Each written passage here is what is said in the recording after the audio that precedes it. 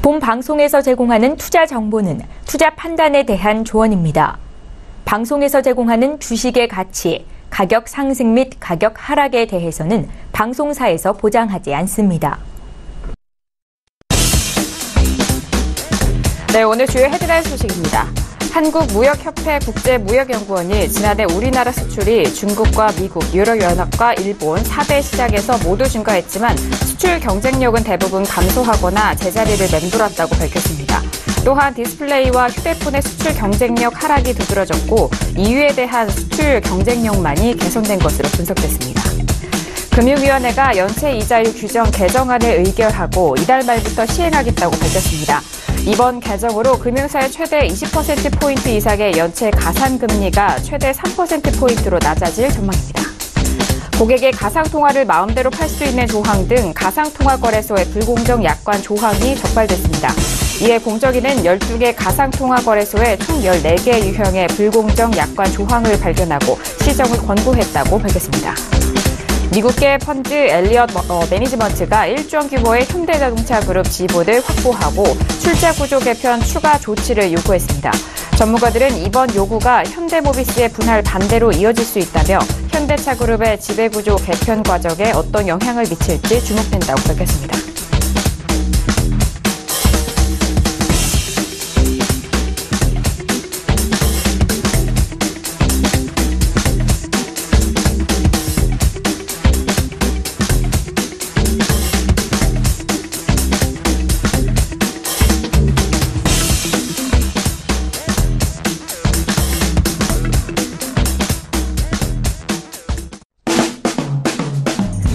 안녕하세요. 평택증권 정석투자 MC 김은혜입니다. 자, 오늘은 수요일장이었습니다. 자, 일주일의 중반이라고 할 수 있는 수요일장이었는데요. 간밤 뉴욕 증시는 1% 넘는 반등에 성공이 됐지만 우리 시장은 녹록지가 않았습니다. 양 시장 모두 1% 넘는 하락으로 마감이 된 상황인데요. 특히나 외국인과 기관 쪽에서 동반 순매도세가 이어지면서 우리 시장에 대해서 하락 견인한 모습을 보였었습니다. 잠시 후 대표님과 함께 시황 분석 더욱더 꼼꼼하게 도와드리도록 하겠고요. 그리고 여러분께서 가지고 계신 종목에 대한 상담도 함께 도와드리도록 하겠습니다.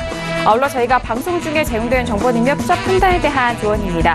해당 상품의 가치와 수익률을 보장하지 않는다는 점 오늘도 유의해 주시길 바라겠습니다. 자, 오늘은 수요일 저녁인데요. 수요일 저녁 함께해 주실 분입니다. 주식 투자의 교과서 정웅 대표님을 먼저 화면 통해서 만나보시죠.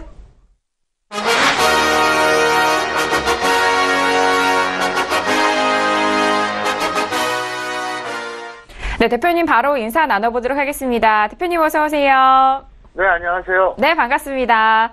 자, 일단 간밤 뉴욕 증시에 대해서는 소폭의 반등에 성공이 됐지만 오늘 우리 시장은 외국인 쪽에서 계속해서 좀 수급 이탈 이어지고 있습니다. 오늘 시장 어떻게 보셨나요? 네, 추세적으로 본다 그러면 제가 생각했던 흐름들은 이어지고 있고요. 다른 말씀 드리지 않겠습니다. 서울경제TV 시청자분들은 제가 최선을 다해서 열심히 노력을 하니까 이 방송 잘 보시면 될 것 같고요. 미국 같은 경우에도 현재 그 무역 전쟁 때문에 내린다 그러는데 제가 언젠가 한번 그런 말씀드린 적이 있잖아요. 미국이 이익이 안 되는데 무역 전쟁을 할까요? 미국이 이익이 되려고 하는 거잖아요. 논리적으로 그렇지 않습니까? 근데 미국이 그것 때문에 빠진다. 이건 아니라고 봅니다. 어차피 미국은 가격 원리, 그러니까 절대적인 가격 원리에 의해서 빠진다. 저는 이렇게 보고요. 물론 속도는 있겠죠. 그래서 다른 거 필요 없고 그냥 이 방송 잘 보시면 제가 올해 여러분들 위험 관리와 수익 추구 최대한 전달해 드릴 테니까 잘 참고하시길 바라겠습니다. 네, 알겠습니다. 자, 오늘 시장도 대표님과 함께 시황 분석 꼼꼼하게 함께 해보시길 바라겠습니다. 자, 앞서서 대표님과도 인사를 나눠봤고요. 저희 시장에 대해서 브리핑을 도와드렸을 때 양지수 모두 1% 넘는 하락으로 이어져 간 상황입니다. 자, 오늘 양시장에 대해서는 대표님이 한 줄로 어떻게 정리를 해주셨을까요? 오늘장 한마디 바로 화면 통해서 확인합니다. 네, 평택촌놈의 오늘장 한마디입니다. 월요일 코스피 전망은 수요일에 결국 적중이라고 정리를 해주셨습니다. 자, 일단 매일같이 월수금 대표님과 함께 시황 분석을 함께 도와드리고 있는데요. 일단 월요일장에도 일주일간의 뭐 대부분의 전망과 함께 그런 부분 함께 짚어드리고 있는데 다시 한번 여쭤보도록 하겠습니다. 자, 대표님 일단 월요일장에 전망해 주셨던 부분 다시 한번 복기를 도와주시는 것 같은데요. 한마디 풀어주실까요? 네, 월요일 밤 이 시간이었죠. 제가 분명히 이렇게 말씀드렸습니다. 코스피는 급락 전조현상이 있다 이렇게 얘기했어요. 근데 화요일은 어땠죠? 약보합으로 끝났습니다. 양봉이 나오면서 이제 사람들의 그 상상과 다르게 그렇게 끝났는데 오늘 어떻게 됐습니까? 결국은 내려갔습니다. 내일 이후에는 과연 2,400포인트가 지지가 되느냐 이런 그 구간에 직면했는데 어제가 어떻게 보면 좀 비정상적이었다 이렇게 볼 수 있겠습니다. 제가 차트로 바로 보여드릴게요. 오늘 왜 완벽한 하락이냐면 차트를 보시면요. 오늘 음봉이 크게 나왔죠. 그리고 하락을 했어요. 그런데 중요한 게 뭐냐. 현재 상황을 보시면요. 어제 양봉을 다 덮어버렸어요. 그러니까 이게 완벽한 하락입니다. 그러니까 어제 양봉의 상단과 하단보다 오늘 음봉의 상단과 하단이 더 큽니다. 완전히 감싸 안고 있잖아요. 이게 완벽한 하락입니다. 그래서 제가 볼 때는 월요일에 제가 했던 전망이 뭐 수요일에 이제 나타났다고 볼 수 있겠는데 저는 그렇게 생각해요. 투자적인 것도 일단 제가 생각하는 그림대로 이어지지 않을까 그렇게 생각합니다. 그래서 누누이 말씀드리지만 2018년은 위험관리 잘 하셔야 됩니다. 자, 그 다음에 코스닥 보겠습니다. 코스닥 잠깐 보시면 이것도 똑같아요. 지금 21선 노름을 하고 있거든요. 죄송합니다.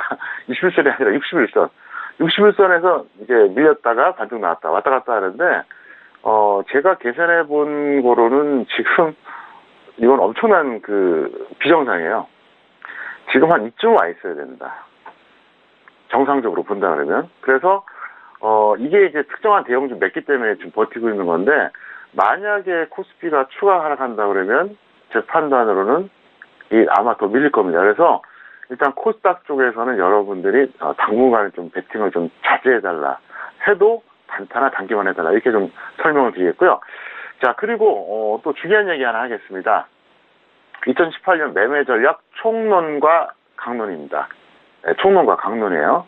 그래서 총론을 먼저 말씀드릴게요. 그러니까 현물, 우리가 흔히 말하는 종목이라고 말하죠.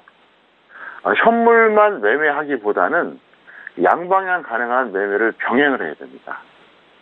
제가 이 방송 통해서 항상 말씀드리잖아요. 종목만 하시는 분들은 지수가 좋을 때는 상관이 없어요. 근데 지수가 단기적으로 큰 조정 받거나 대세 하락기에 접어들면 수익했던 거 반납하고 그나마 벌지도 못했던 분들이 더 손해를 봅니다. 그래서 제가 상당히 안타깝습니다. 그렇기 때문에 이 얘기를 제가 이미 작년부터 했었는데 올해 이제 1월 말 고점 찍고 이제 본격적으로 지수가 좀 불안하잖아요. 그래서 이걸 더 지켜주셔야 되는데 이렇게 해주세요. 현재는 현물 30%, 파생 70% 이 정도가 맞습니다. 이거는 엄연한 현실이에요. 그리고 지수가 말을 해주잖아요. 그리고 이 방송을 듣고 그대로 실천하신 분들은 어떻습니까? 지금 도움이 되지 않았습니까? 만약에 지금도 현물만 100% 들고 있다. 그럼 어떻게 됐겠습니까? 확률상 손해볼 가능성이 크죠. 상당히 큽니다. 지금 많은 개인 투자자들이 고통을 받고 있는 게 바로 그것 때문에 그렇습니다. 종목이 너무 많다는 얘기예요. 비중이. 근데 현물은 메커니즘이 어떠냐. 올라가야만 수익이 나요. 근데 파생은 오르든 밀리든 방향만 맞으면 된다는 거죠. 그래서 현재는 예를 들어서 제가 볼 때 파생 70%에 대해서 전체가 10이라고 보면 선물 6, 주식선물 3, 옵션 1, 이 정도 비율이 딱 맞아요. 그래서 옵션은 절대로 많이 하시면 안 됩니다. 안 해도 상관없습니다. 그래서 6대 3 정도 비율로 선물과 주식선물 하시는 게 좋겠고요. 그 다음에 향후, 이거는 이제 지금 당장은 아닙니다. 때가 되면 제가 또 언젠가 지금은요 현물 80% 하세요. 네, 이렇게 얘기할 때가 있을 겁니다. 그러면 그때는 현물 80%, 파생 20% 이렇게 하시면 맞아요. 그래서 가장 합리적인 게 뭡니까? 상황 논리에 맞는 거잖아요. 우리가 개인이 행동할 때도 어떻습니까? 상황에 맞게 행동하는 사람이 가장 머리가 좋고 현명한 사람이라고 그러지 않습니까? 그럼 시장 상황이 맞게 될 거 아닙니까? 시장이 지수가 계속 내려가는데도 불구하고 현물을 그것도 공격적으로 베팅한다. 물론 한두 번 맞을 수는 있어요. 근데 확률이 떨어진다고 제가 얘기를 수없이도 했잖아요.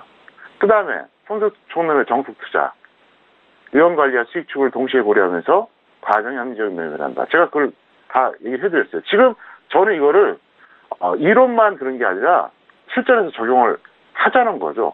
그래야지만 의미가 있지 않겠습니까? 그래서 지금은 여러분들이 이걸 꼭 지켜주시기 바라겠고요. 항상 그걸 명심하세요. 여러분들이 주식투자 시작을 하게 되면 제가 그랬잖아요. 평생 하게 돼 있어요. 예를 들어서 잘 벌면 잘 버니까 이거보다 더 좋은 게 없어요. 만약에 안 되면 반드시 만회하겠다고 계속 시도를 하거든요. 제가 주식투자를 오래 했기 때문에 아는 얘기예요. 그런데 이런 메커니즘을 모르고 하면 어떻게 될까요? 그렇게 되면 계속해서 돈을 잃게 됩니다. 제가 항상 안타깝게 생각하는 게 그거예요. 개인들은 주식시장의 절대 약자입니다. 절대 약자. 영원한 플랑크톤이라고 그러잖아요. 근데 메커니즘상 외국인과 기관을 이기기는 어려워요. 그래서 제가 항상 얘기하는 게 개인 전체로 본다 그러면 약자가 될 수밖에 없습니다. 다만 이 방송 보는 분들만큼이라도 강자가 될 수 있도록 제가 지금 열심히 해드리니까 꼭 참고하시기 바라겠고요. 자, 그리고 평택촌놈 정독투자 방송 개편에 대해서 말씀드리겠는데 시황 부분은 주로 단기 시황 우선 전달하겠습니다. 제가 월요일에 그렇게 얘기했잖아요. 급락 조짐이 있다. 그래서 어제 반등 나왔을 때 여러분들은 이거 기회다 하고 물량 줄이신 분들은 어때요? 오늘 도움 받았잖아요. 그러니까 뭐 추세적인 거는 가끔 얘기해드리겠고요.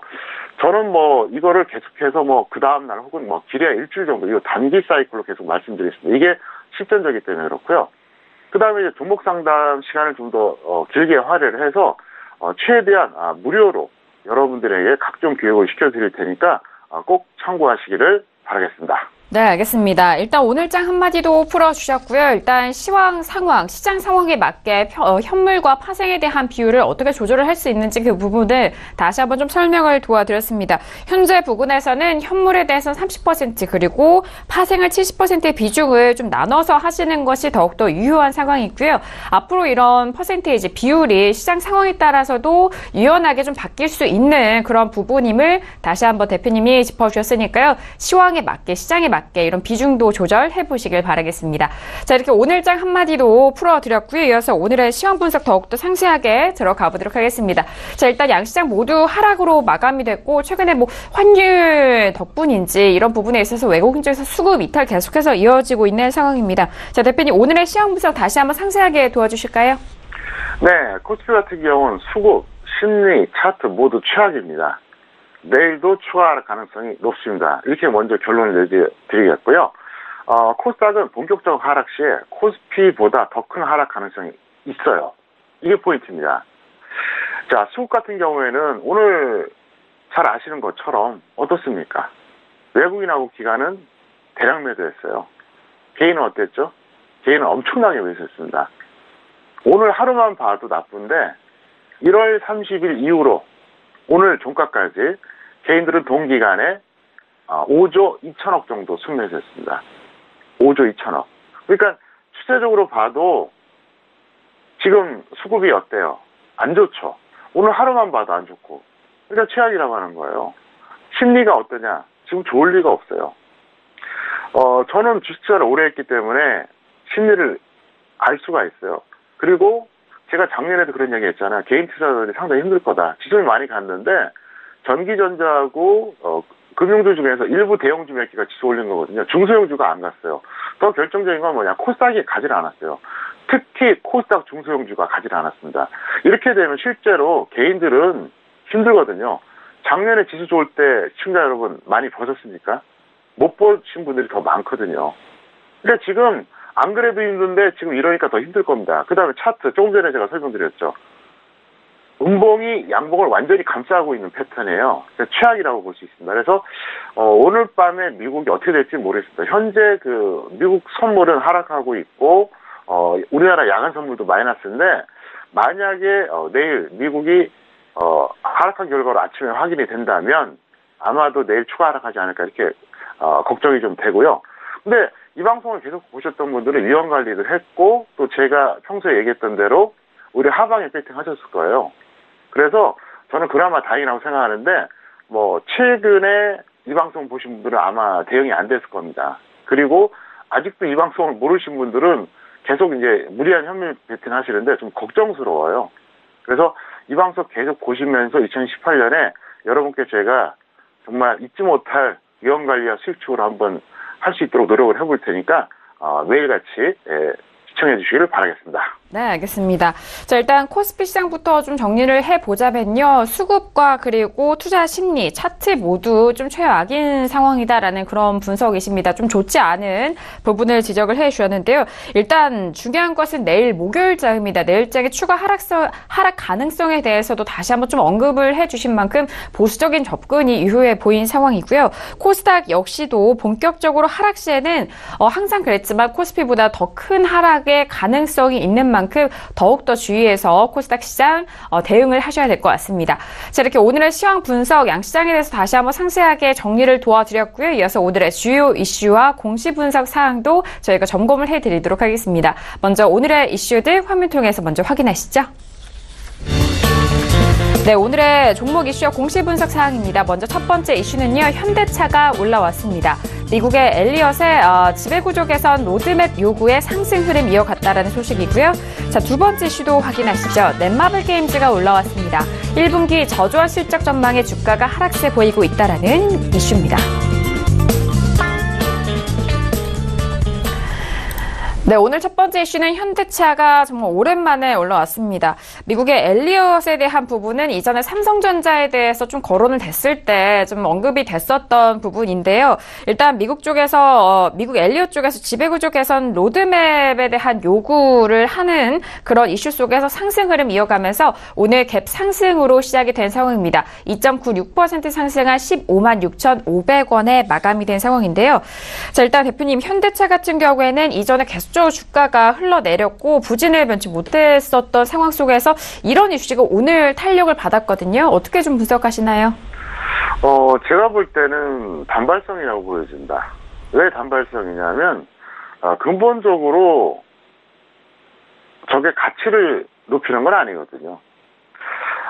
주가가 어떻게 올라가는지 아십니까?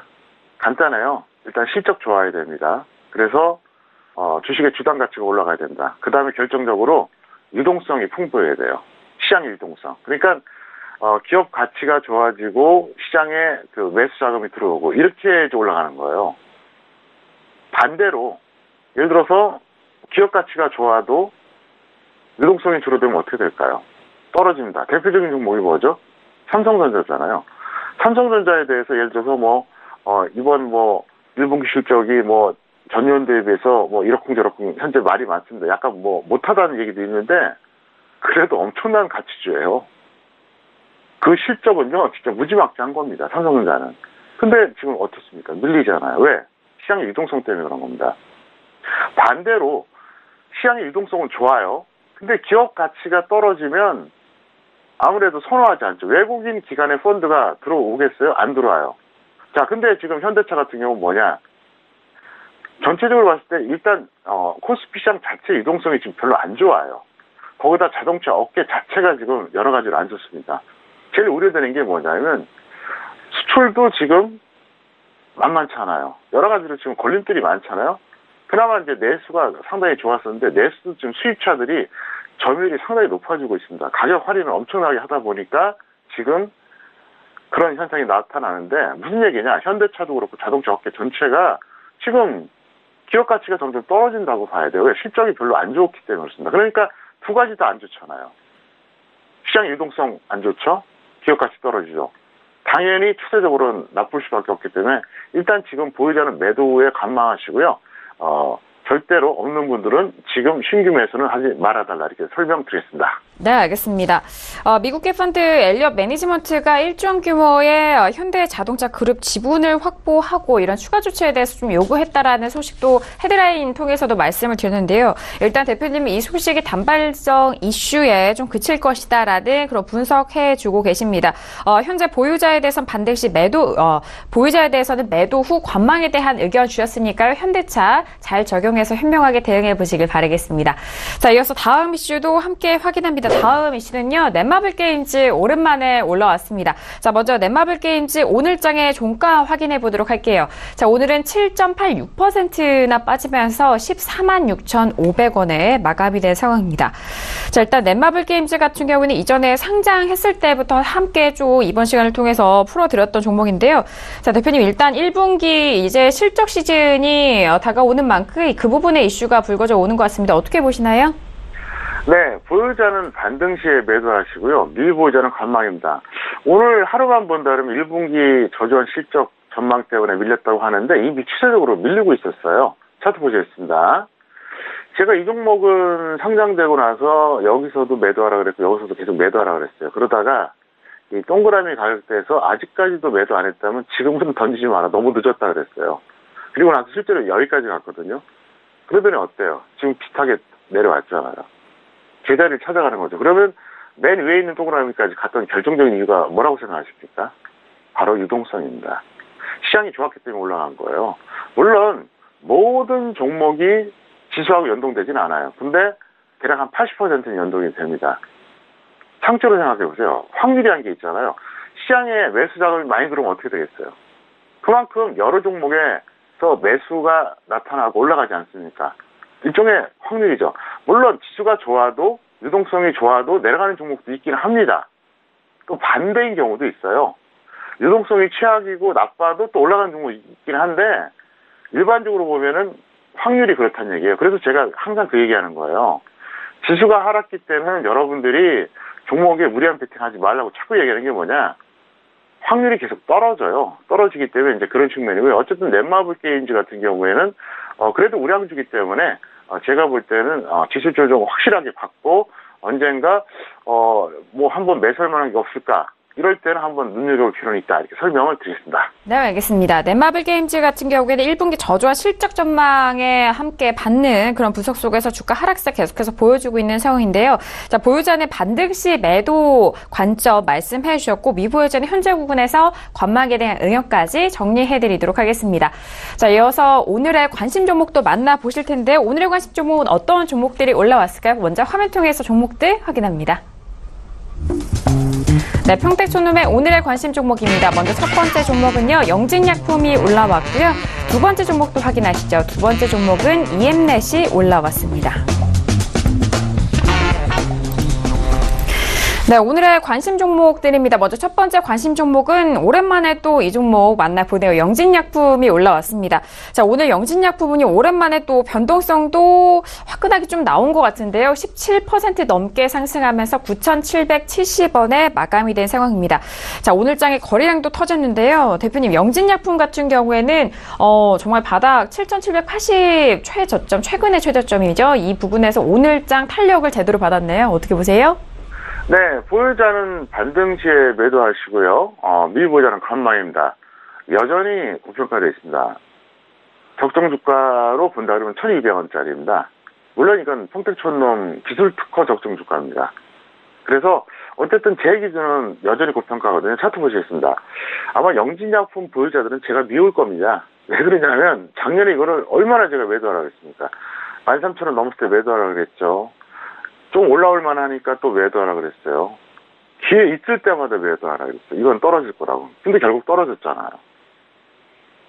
저는 시청자가 특히 기분 좋은 말 하는 성격이 아니에요. 그게 오히려 시청자 죽이는 거예요. 어떤 종목은 제가 강력한 매수를 내는 경우도 있습니다. 근데 어떤 종목은 정말 심할 정도로 막 매도하러 가는 경우도 있어요. 왜 그렇게 할까요? 시청자 여러분들 위해서 하는 거예요. 저도 그냥 둥글둥글하게 말하고 그러면 편하겠죠. 그러니까 적도 많아요. 안티도 엄청 많고요. 그걸 제가 모를까요? 다 알고 있어요. 근데 저는 이게 진실이고 이게 정직이라고 생각합니다. 그래서 얘기한 거니까 혹시라도 여러분들 보유 종목 중에서 제가 이거는 절대로 매수하지 마세요. 이건 반드시 매도하세요. 이렇게 얘기하는 종목이 있어도 이해를 해달라 이렇게 꼭 부탁을 드리겠습니다. 네, 알겠습니다. 자, 영직약품 같은 경우 오늘 17% 넘는 강한 탄력을 보여줬었던 상황입니다. 영직약품을 보유하신 시청자분, 투자자분들에게는 보유자는 반드시 매도 의견 주셨고요. 미보유자에 대해서는 현재 부근에서 따라가지 마시고 관망에 대한 의견 다시 한번 정리해 드립니다. 자, 이어서 다음 관심 종목도 만나볼게요. 다음 관심 종목은 EM넷이 올라왔는데요. 먼저 오늘의 EM넷 종가 확인해 보도록 하겠습니다. 자, 오늘 EM넷 같은 경우에는요, 역시나 상승으로 마감이 된 상황인데요. 7.84% 상승하면서 5,500원에 마무리가 된 상황입니다. 자, 대표님, 일단 지수가 양지수 모두 하락했음에도 불구하고 오늘의 두 가지 관심 종목은 모두 상승으로 마감이 됐는데요. EM넷은 어떻게 보시나요? 네, 이 종목 같은 경우에는 이렇게 하죠. 보유자는 매도 후에 확실한 조정 시 재매수하자. 미보유자도 이제 참고하시면 될 것 같은데 구체적으로 차트로 설명드리겠습니다. 지금 매도가 맞아요. 그리고 예를 들어서 지수가 어느 정도 밀린다 그러면 61선 위 정도가 맞고요. 지수가 확실하게 밀린다 그러면 121선 아래에서 여러분들이 접근하시면 맞을 것 같습니다. 그래서 종목 자체는 괜찮아요. 큰 무리가 없습니다. 저평가돼 있고 기술적으로도 문제가 없고요. 나름대로 양호한 종목입니다. 그래서 이 종목은 일단 여러분들이 관심 종목에 세팅을 해놨다가 참고하시기를 바라겠습니다. 네, 알겠습니다. EM넷 같은 경우에는 지금 현재 부근에서 보유자에 대해서는 매도 후 확실한 가격 조정 시 다시 한번 좀 접근해 보시길 바라겠고요. 역시나 미보유자에 대해서도 같은 의견을 주셨으니까요. 확인하시고 현명하게 대응해 보시길 바라겠습니다. 자, 오늘도 이렇게 두 가지 관심 종목까지 여러분들 찾아가고 있습니다. 저희가 말씀드린 내용은요, 투자 판단에 대한 조언이고요. 해당 상품의 가치와 수익률을 보장하지 않는다는 점 오늘도 다시 한번 유의해 주시길 바라겠습니다. 자, 이어서 여러분들의 종목 상담 도와드리는 시간입니다. 평촌에게 물어봐 시간으로 이어갑니다.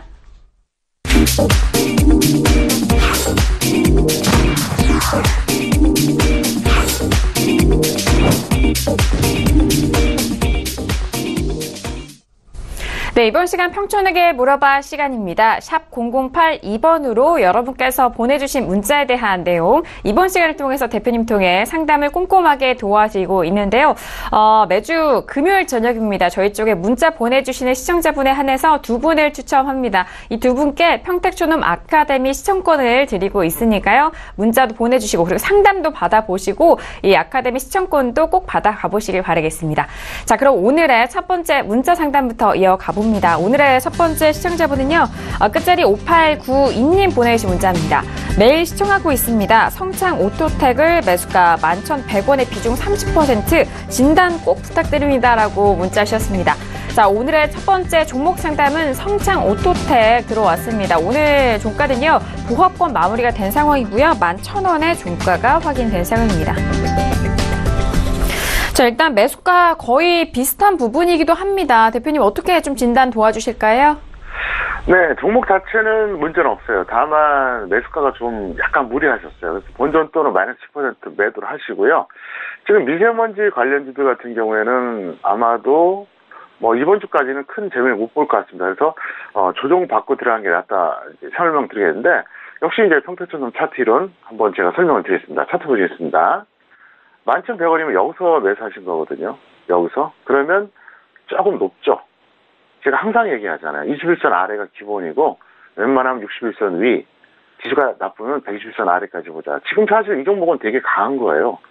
왜냐하면 추세가 그렇게 나쁘지가 않다는 거죠. 상승세 유지되고 있고 61선 잠깐 깨졌다가 금방 또 반등 나왔잖아요. 그래서 이거는 어떻게 되냐는 게 좋냐면, 지금 무조건 이건 중기매매, 이건 아니에요.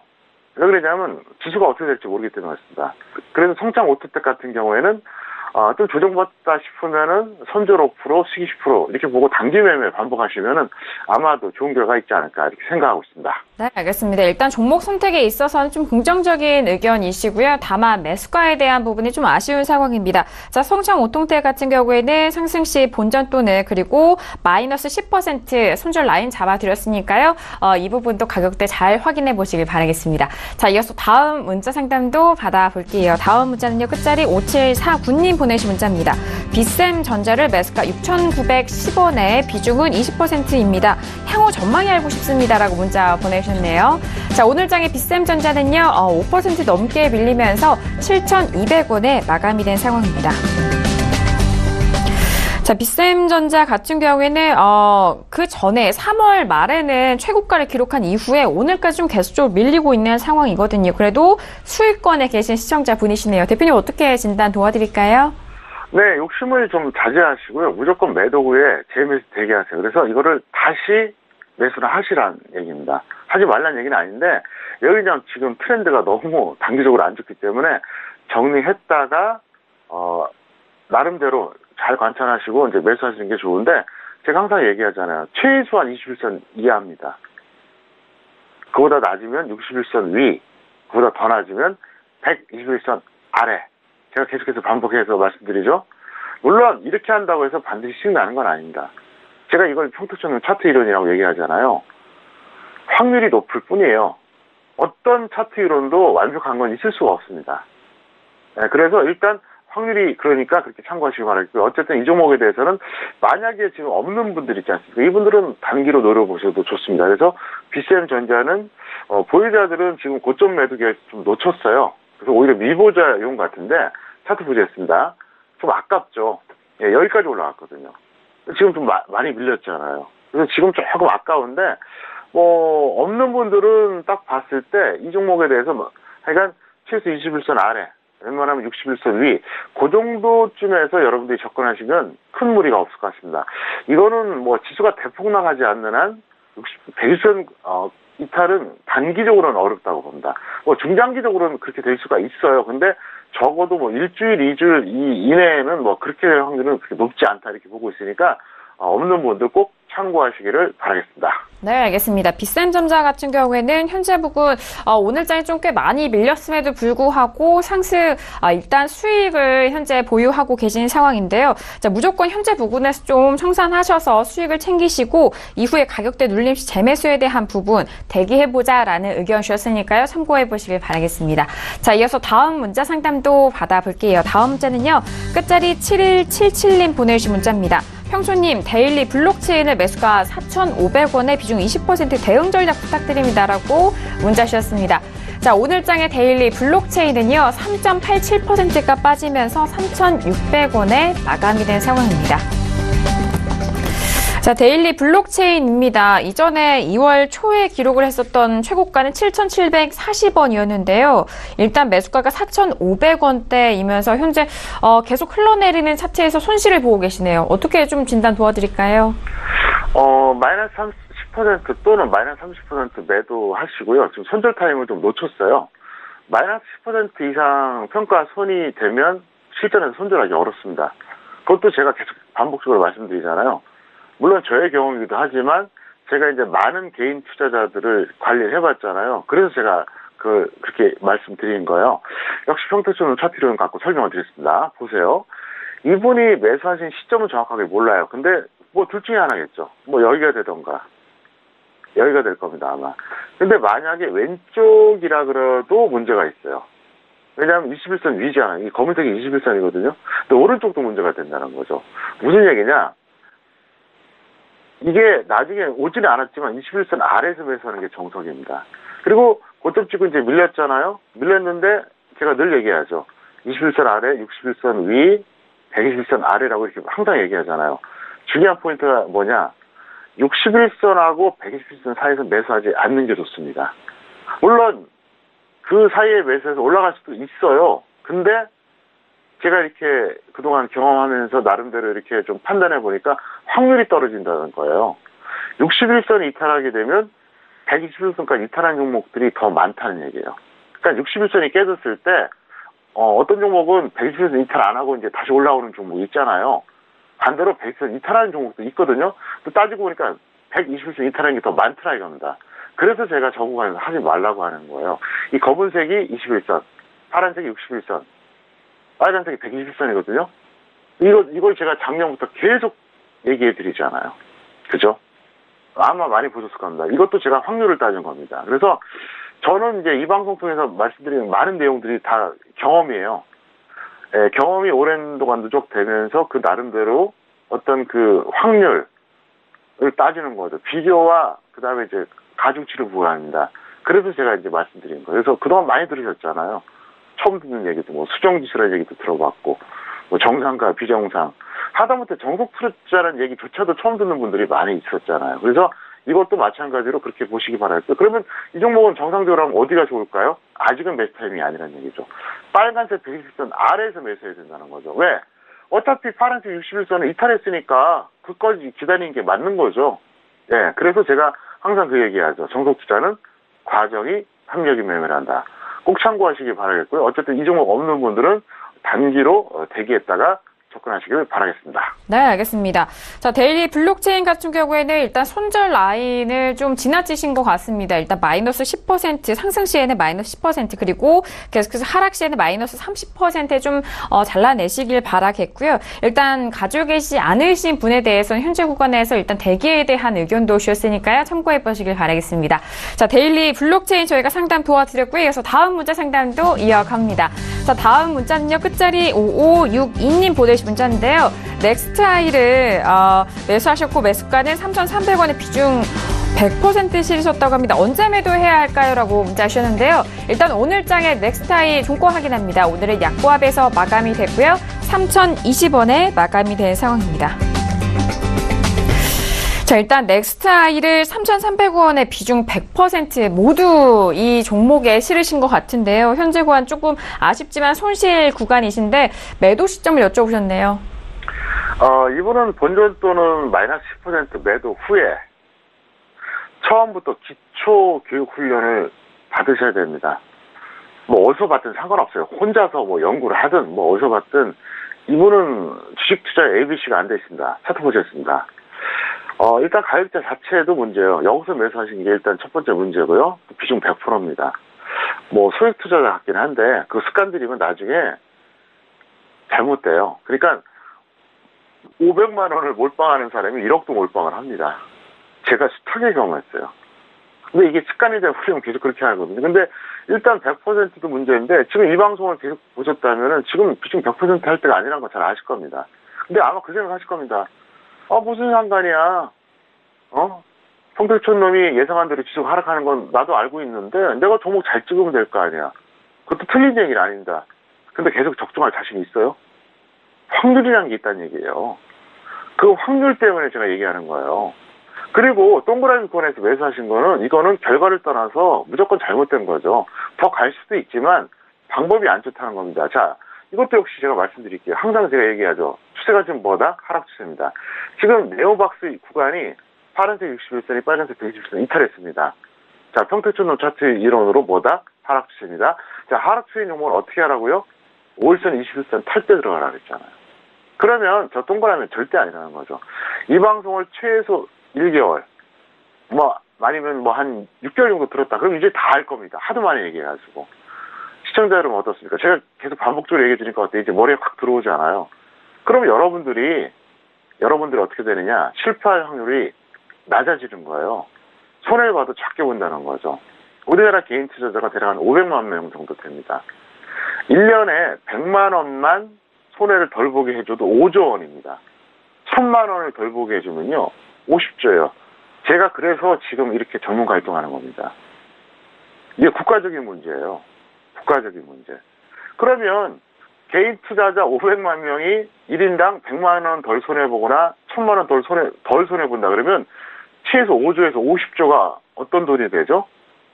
소비에 투입될 수 있는 대기자금이 되잖아요. 내수 경기에도 직격탄이에요, 이게요. 굉장히 중요한 역할을 하는 거예요. 그래서 제가 지금 이렇게 나름대로 여러분께 해드리는 겁니다.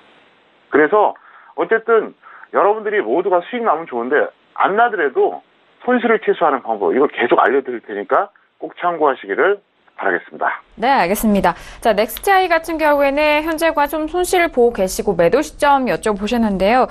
상승 시에는 본전에 좀 청산하시고 그리고 손절 라인은 마이너스 10% 잡아드렸으니까요. 그리고 앞으로 또 투자 팁에 대한 부분도 추가적으로 전달을 해드렸으니까요. 참고해 보시기 바라겠습니다.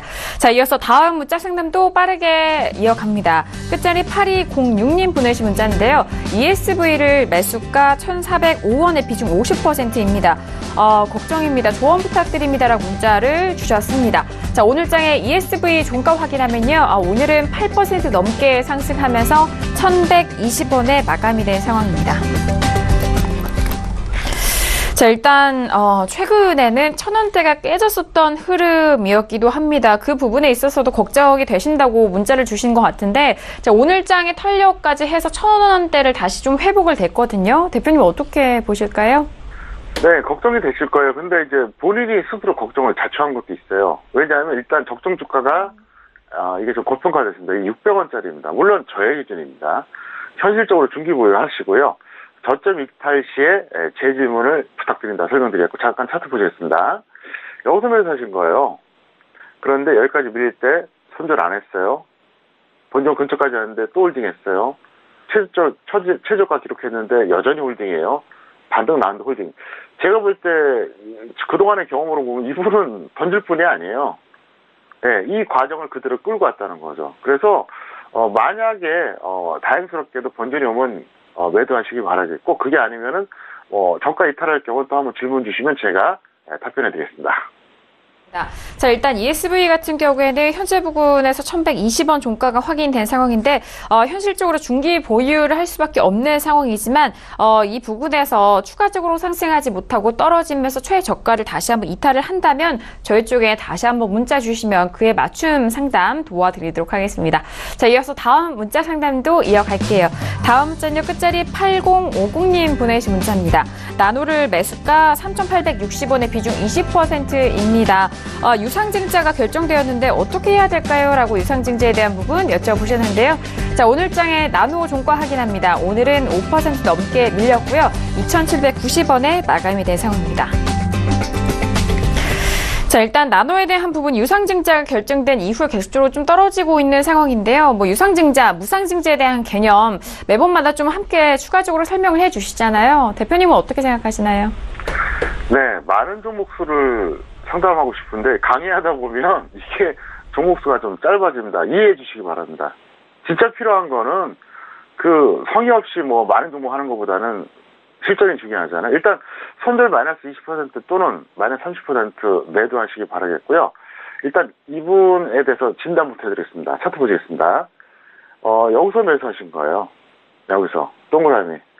일단 좀 무리를 하셨죠. 네, 무리하셨어요. 무리하셨고, 그 다음에 지금 급락했는데, 이분 같은 경우는 제가 볼 때는 권리락 이후에 매수하신 거죠. 그러니까 본인은 유상증자를 받을 권리는 없는 거죠. 왜? 권리락이 여기거든요. 여기서 권리락 됐으니까 위쪽에 동그라미에서 매수했으면 당연히 유상증자 받을 권리는 없다는 얘기예요. 그래서 일단 이분 같은 경우에는 유상증자하고 사실 관계는 없는데, 제가 볼 때는 일단 너무 고점 매수했어요. 이거 습관이 잘못되어 있고 기초가 없는 분 같아요. 그래서 이분도 ABC부터 다시 배우셔야 되고요. 그 다음에 유상증자 팁을 좀 말씀드릴게요. 유상증자는 원칙적으로는 받지 않는 게 정석입니다. 왜 그런지 설명드릴게요. 여러분들이 만약 유상증자를 받기 위해서는 어떻게 해야 되죠? 돈을 납입해야 됩니다. 그러면 신주가 나와요. 근데 그때까지 공백기가 생겨요. 그러니까 내가 기존에 보유하던 주식들은 언제든지 사고 팔 수가 있는데, 유상증자를 통해서 내가 돈을 내고 신주를 받게 될 때 그때는 공백기가 반드시 발생합니다. 근데 그때 공백기에 무슨 일이 일어날 줄 압니까? 지수로 보나 종목으로 보나 무슨 일이 발생할지 아무도 몰라요. 그때 대체가 불가능하다는 거죠. 대처가 할 수 있는 게 없어요. 그래서 원칙적으로는 유상증자는 받지 않는 게 정석입니다. 유상증자의 재료만 이용하시는 게 좋고요. 만약에 그래도 받고 싶다 그럴 때는 딱 한 가지 경우입니다. 지수가 상승 추세일 때. 이때는 그래도 상관없어요. 근데 지수가 하락 추세일 때 유상증자 받으면 어떻게 되는지 아십니까? 취약이 됩니다. 대표적인 종목이 뭐죠? 바로 인터플렉스잖아요. 어차피 강의하는 김에 잠깐 설명드렸습니다. 이거 준비 안 했었는데 제가 얘기해 드릴게요. 보세요. 자, 인터플렉스 보시기 바랍니다. 인터플렉스가 유상증자 이 가액이 36,000원대입니다. 어때요? 예를 들어서 어떤 사람이 여기서 잡았어요. 유상증자를 받았습니다. 여기서 권리락이 여기서 됐거든요.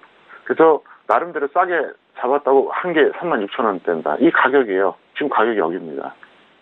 최악이라는 거죠. 안 그래도 고점 매수해서 손해봤는데, 유상증자 받아서 나름대로 그 당시에는 어쨌든 현재가보다 낮았지만 더 빠지니까 아무 소용없잖아요. 명심하시기 바랍니다. 유상증자는 받지 않는 게 절대 원칙이다. 다만 제한적으로 받을 경우에는 상승 추세일 때만 받아야 된다. 명심하시기 바라겠습니다. 네, 알겠습니다. 자, 일단 이 부분에 있어서는 다시 한번 좀 설명을 도와드렸습니다. 유상증자에 대한 부분 결정 여부에 대해서 어떻게 좀 대응해야 되는지 저희 쪽에 문의를 주셨는데요. 일단 나노 같은 경우에 손절은 마이너스 20% 또는 마이너스 30% 이후 매도 후 관망에 대한 의견, 그리고 앞서서 유상증자에 대한 부분도 설명을 도와드렸으니까요. 꼼꼼하게 체크해보시고 대응해보시길 바라겠습니다. 자, 이어서 다음 문자 상담도 이어가 보도록 하겠습니다.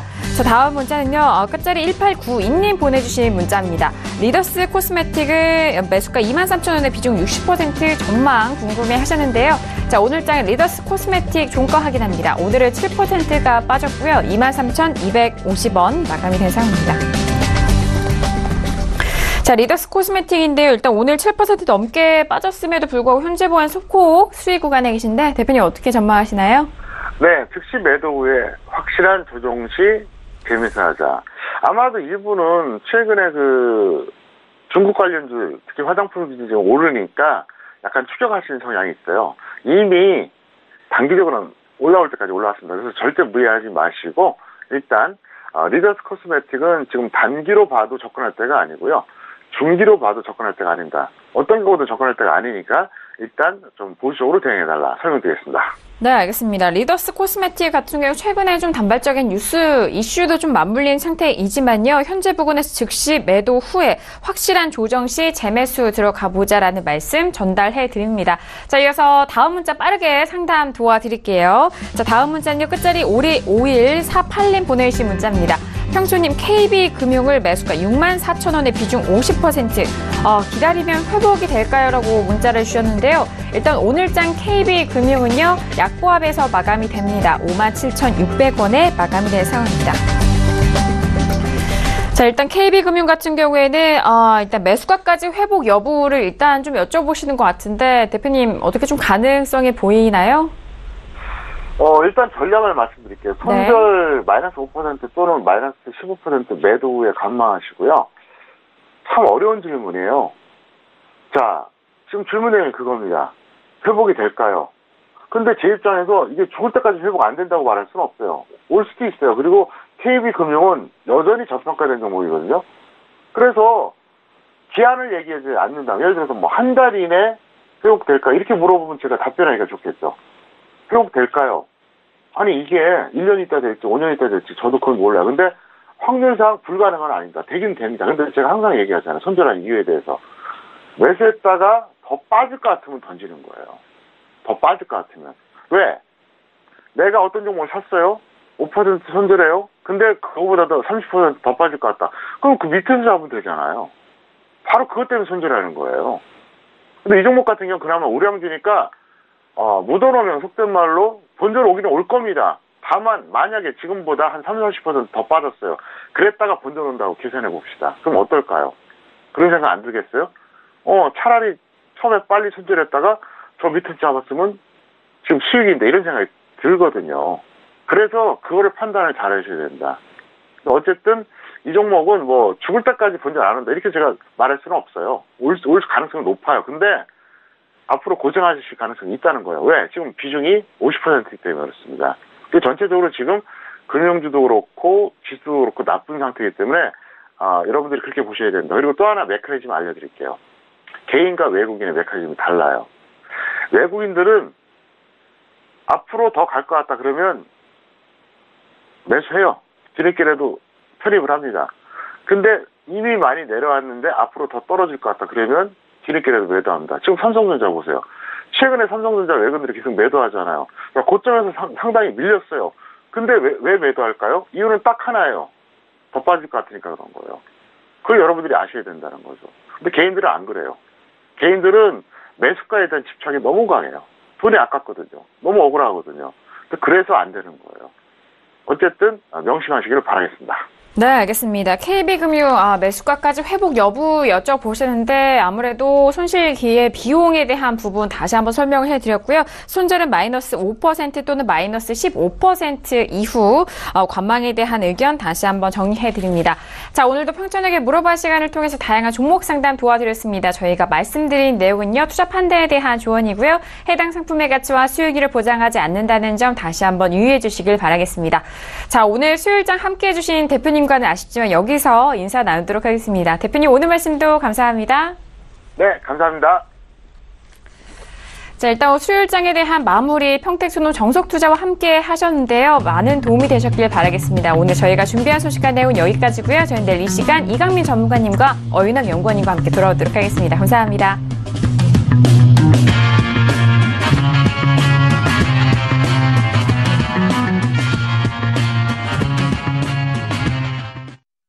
본 방송에서 제공하는 투자 정보는 투자 판단에 대한 조언입니다.